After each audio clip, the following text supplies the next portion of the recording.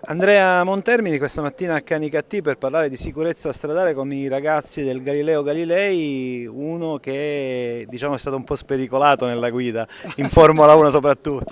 Ma spericolato direi no, direi sempre cose fatte con la testa o comunque come una professione, cioè, anche perché come si dice in Inghilterra motorsport is dangerous, quindi o le cose si fanno come si devono fare, approntate in modo professionale e sì la velocità, ma la velocità con i dovuti modi e con le dovute professioni. Il Sara Safe Factor cosa ci sta portando?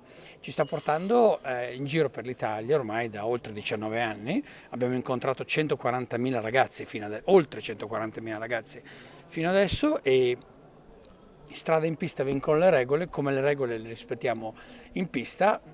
Cerchiamo di fare comprendere ai ragazzi, sensibilizzare su tanti argomenti che come sulla pista e come a livello professionale devono essere rispettati, rispettiamole anche in strada, anzi ancora di più perché sulla strada di tutti i giorni ce n'è ancora più bisogno.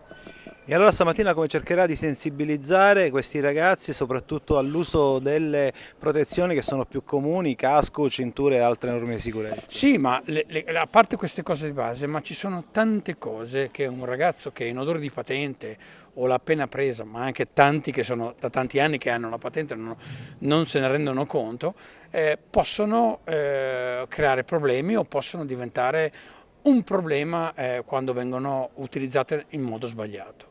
Direi che in questa ottica quello che facciamo vedere i ragazzi diventano matti, gli piace moltissimo, anche perché è un'ottica un po' diversa, non è il solito non devi fare questo, non devi fare quell'altro, ma ti facciamo vedere le cose, ne parliamo insieme troviamo alcuni argomenti che sviluppiamo insieme e proprio a loro, ai ragazzi, infatti stare in mezzo a loro è bellissimo. Ecco, prima di lasciare Andrea Montermini a questa lezione, il grande circo della Formula 1 è cambiato.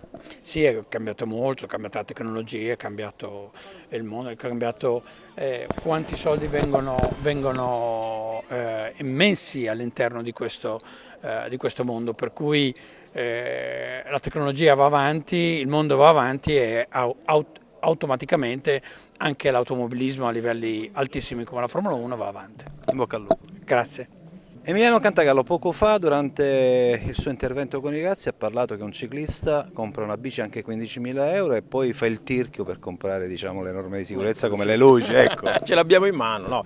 Questo è un intervento che ACI Sport, Sara Assicurazioni riescono a farmi fare in tutte le scuole d'Italia con questo concept identificativo: in strada e in pista vincono le regole, quindi si cerca il più possibile di fare rispettare le regole a tutti quanti, dal ciclista che magari voi conoscete in strada che è un po' in gruppo, tutte queste cose qui, quindi se tutti rispettiamo le regole, se ognuno di noi va in fila, se ognuno usa queste, se ognuno non legge il cellulare in auto, se ognuno, no, tante cose, no? Non apre lo sportello senza guardare come abbiamo fatto vedere, tutto il popolo è maleducato in strada e quindi questa tournée va a incentivare proprio il rispetto del codice della strada e quindi che c'è per tutti. Su certe cose per esempio non c'è, su questa io quello che ho visto è una cosa che consiglio molto proprio cioè c'è la luce obbligatoria ma non questo tipo di luci che sono molto potenti che riescono a farci vedere.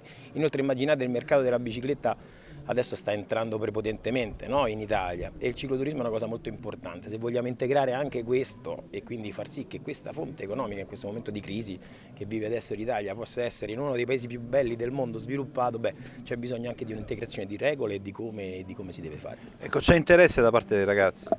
Sì, le dico la sincera verità, io ogni volta che parlo di bicicletta c'è sempre qualcuno che alza le mani, perché poi alla fine la bicicletta è il mezzo del futuro, dicono tutti quanti, nel senso è il mezzo più sostenibile, si parla tanto di questa sostenibilità, no? La sostenibilità, ecco, la bicicletta, cioè quel simbolo che vedete qua, è uno dei mezzi più sostenibili e quindi più indicati per lo spostamento urbano, nelle grandi metropoli e quindi i ragazzi sono molto interessati a questa cosa, sia a questo che ai monopattini. Quindi. La speranza è che poi applichino le regole.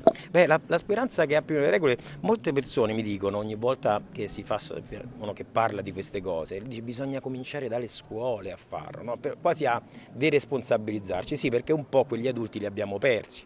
perché ognuno in macchina è un po', no? In bicicletta è un po', e forse, anzi forse, sicuramente da questi ragazzi, cominciando da questi ragazzi, si può dare il buon esempio già da questa età.